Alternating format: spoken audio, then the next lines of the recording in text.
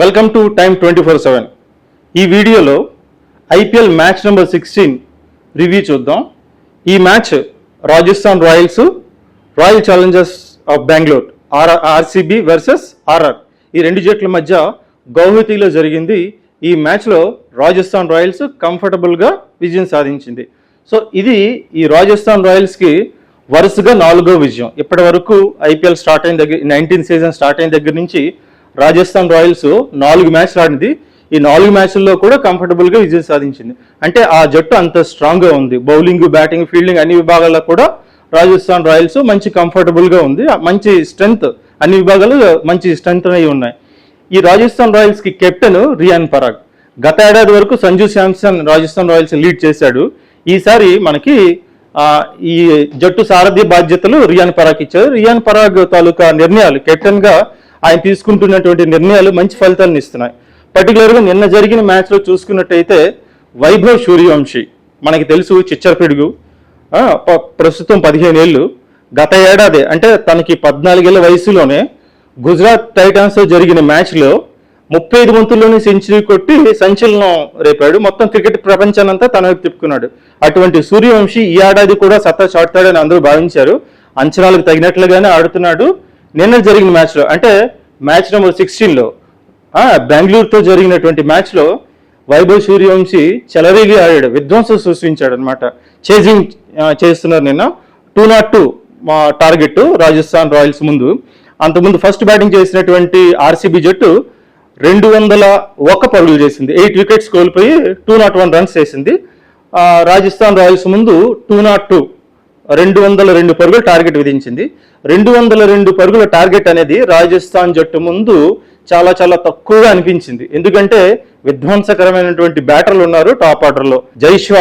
జైస్వాల్తో పాటు Vaibhav Suryavanshi, Dhruv Jurel, rayon Parag top ఆర్డర్లో వీళ్ళు నలుగురు ఉన్నారు. వీళ్ళు నలుగురు కూడా ఇప్పటిదాకా జరిగిన అన్ని మ్యాచ్ల్లో కూడా జట్టుని కంఫర్టబుల్గా విజయాన్ని అందిస్తున్నారు.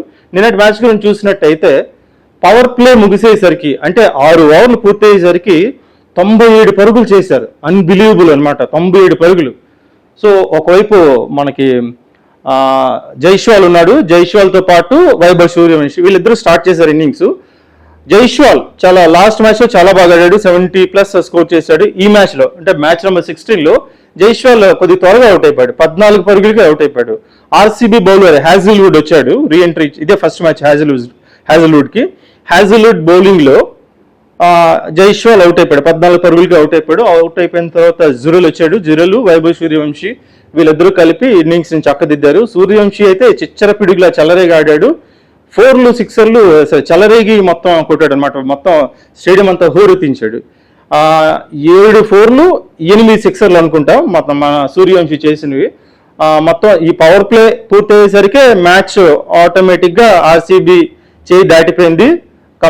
కంపల్సరీగా రాజస్థాన్ విజయం సాధిస్తుందని పవర్ ప్లే పూర్తయ్యేసరికి తెలిసిపోయింది. ఎందుకంటే అంత భీకరంగా కొట్టారు, 97 రన్స్ ఇన్ 6 ఓవర్స్. సో ఆ తర్వాత నుంచి చాలా చాలా చాలా ఈజీగా వాళ్ళు నల్లేరు మీద నడక, విజయం అనేది నల్లేరు మీద నడక అన్నట్టుగా అయిపోయింది. ఎటువంటి తడబాటు లేకుండా హాయిగా కంఫర్టబుల్గా టార్గెట్ని రీచ్ అయిపోయారు. 2 ఓవర్లు మిగిలి ఉండగానే 202 పరుగులు పూర్తి చేసి ఆర్సీబీ మీద వీళ్ళు విజయం సాధించారు. సో ఇక సూర్యవంశీ గురించి చూసుకున్నట్టయితే సూర్యవంశీ పవర్ ప్లే తర్వాత కూడా హిట్టింగ్ కంటిన్యూ చేశాడు. మొత్తం మీద 78 పరుగులు చేశాడు. 78 పరుగులు చేసి ఈసారి తొలి సెంచరీ చేస్తాడు అనుకుంటున్న టైంలో కృణాల్ పాండ్యా బౌలింగ్లో అవుట్ అయిపోయాడు. మన విరాట్ కోహ్లీ అద్భుతమైన క్యాచ్ పెట్టాడు. ఈ క్యాచ్ పట్టడం ద్వారా సూర్యవంశీ 78 పరుగుల వద్ద అవుట్ అయిపోయాడు. సో తర్వాత చూసుకున్నట్టయితే ధ్రువ్ జురెల్ అప్పటికే బరిలో ఉన్నాడు. ధ్రువ్ జురెల్ ఒకవైపు నుంచి వికెట్లు అలా పడుతున్నప్పటికీ కూడా ధ్రువ్ జురెల్ అలాగా కామ్గా కంపోజ్గా ఉన్నాడు.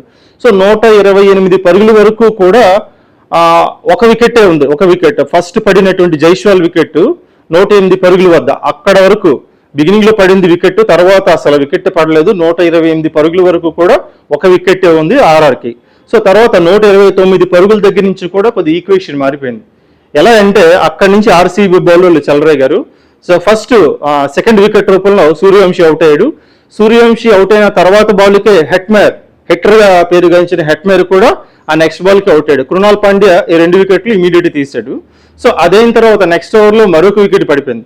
So with in few runs, కొద్ది పరుగుల తేడాతోనే రాజస్థాన్ రాయల్స్ 3 వికెట్లు కోల్పోయింది.